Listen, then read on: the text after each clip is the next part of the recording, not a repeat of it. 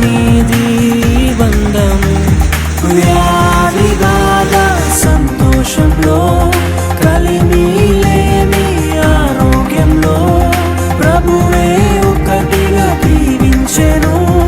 మనులే అందుకు నియమించెను. పరలోకములో నిర్ణయించెను.